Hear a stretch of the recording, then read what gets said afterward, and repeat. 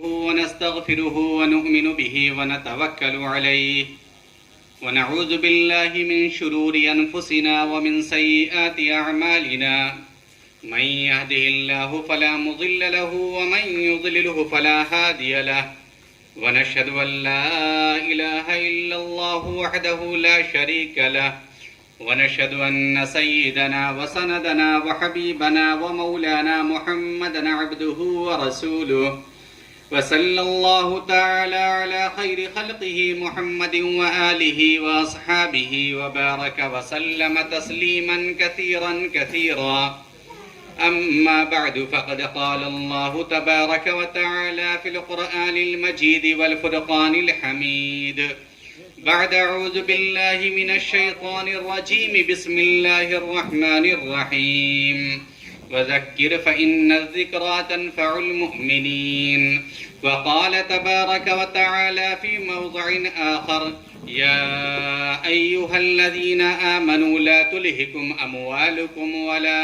أولادكم عن ذكر الله ومن يفعل ذلك فأولئك هم الخاسرون وقال النبي صلى الله عليه وسلم ما اجتمع قوم في بيت من بيوت الله يتلون كتاب الله ويتدارسونه إلا نزلت عليهم السكينة وغشيتهم الرحمة وحفتهم الملائكة وذكرهم الله في من عنده أو كما قال صلى الله عليه وسلم. سامعین محترم و عزیزان گرامی، ہم اور آپ یہاں تھوڑی دیر کے لیے کس مقصد کے لیے جمع ہوئے ہیں؟ ہم میں سے ہر آدمی اچھی طرح سے واقف ہے کہ تھوڑی دیر بیٹھ کر رسول اکرم صلی اللہ علیہ وسلم کی تعلیمات کو سنا جائے، سیکھا جائے اور اس پر عمل کرنے کی کوشش کی جائے۔ ایسی مجلس کے بارے میں حضور اکرم صلی اللہ علیہ وسلم نے بڑی فضیلتیں بیان فرمائی ہیں۔ خطبہ مسنونہ کے بعد جو حدیث مبارکہ میں نے پڑھی ہے، اس میں حضور نے ارشاد فرمایا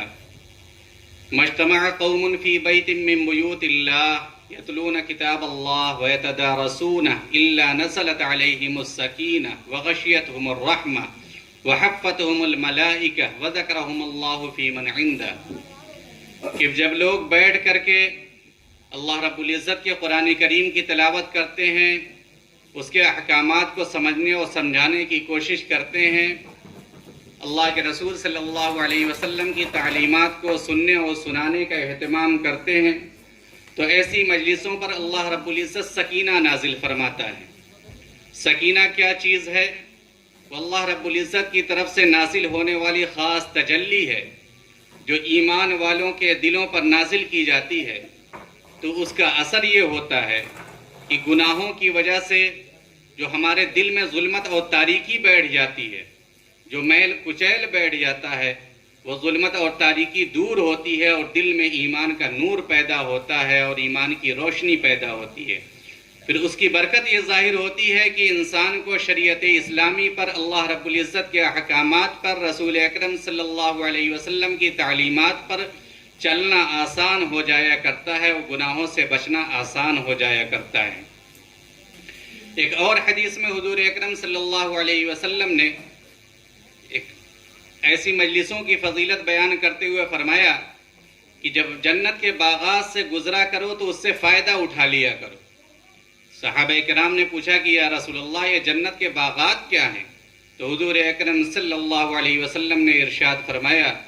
کہ وہ دینی مجالس ہیں، وہ دینی مجالس ہیں۔ یعنی جب آدمی ایسی مجلسوں میں شرکت کرتا ہے تو اس کے دل میں ایمان کا نور پیدا ہوتا ہے، اور جب دل میں ایمان کا نور پیدا ہوتا ہے تو وہ شریعت اسلامی پر چلنے پر آمادہ کرتا ہے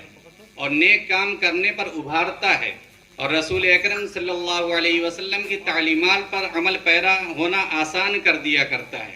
تو جب آدمی رسول اکرم صلی اللہ علیہ وسلم کی تعلیمات پر عمل پیرا ہوتا ہے اور اسلامی احکامات کے مطابق زندگی گزارتا ہے، تو پھر اس کا نتیجہ یہ ہوتا ہے کہ اس کو جنت کے باغات ملتے ہیں۔ اسی لیے رسول اکرم صلی اللہ علیہ وسلم نے دینی مجلسوں کی تشبیہ دی ہے جنت کے باغات سے، اور یہ ارشاد فرمایا کہ جب ان کے پاس سے تم گزرا کرو تو ان سے فائدہ اٹھا لیا کرو۔ اور جب پوچھا گیا کہ وہ جنت کے باغات کیا ہیں تو آپ نے فرمایا کہ وہ دینی مجالس ہیں۔ بہرحال ایسی مجلسوں کی بڑی فضیلت رسول اکرم صلی اللہ علیہ وسلم نے بیان فرمائی ہے، اور کیوں نہ ایسی مجلسوں کی فضیلت ہو جبکہ صراط مستقیم پر زندگی گزارنے کا اور گمراہی سے بچنے کا اور اللہ رب العزت کی رضا اور خوشنودی حاصل کرنے کا اور اللہ رب العزت کی ناراضگی سے بچنے کا اور جہنم سے بچ کر جنت میں داخل ہونے کا صرف اور صرف یہی ایک طریقہ ہے کہ رسول اکرم صلی اللہ علیہ وسلم کی تعلیمات کو سنا جائے، سیکھا جائے اور اس پر عمل کرنے کی کوشش کی جائے۔ تو ہم اور آپ اسی مقصد کے لیے یہاں بیٹھے ہوئے ہیں، تو دل میں عزم اور ارادہ کریں تو جو بات کہی جائے گی انشاءاللہ العزیز دل کے کان سے سنیں گے اور کچھ نہ کچھ سیکھ کر اور اس پر عمل کرنے کے ارادے کے ساتھ اٹھیں گے۔ تو آپ حضرات ارادہ کر رہے ہیں انشاءاللہ؟ ہاں، یہ نہ ہو کہ ماشاءاللہ بیان بڑا اچھا ہوا تھا، جب پوچھا جائے ہاں کوئی بات بتائیں جو اچھی لگی ہو آپ کو، نہیں کچھ یاد تو نہیں لیکن بیان بڑا اچھا ہوا تھا، تو یہ جنرل بات نہ ہونے پائے۔ آپ دل میں ایک ارادہ لے کر کے بیٹھیں گے، انشاءاللہ کوئی ایسی بات ضرور لے کر کے اٹھیں گے کہ اس پر عمل کریں گے۔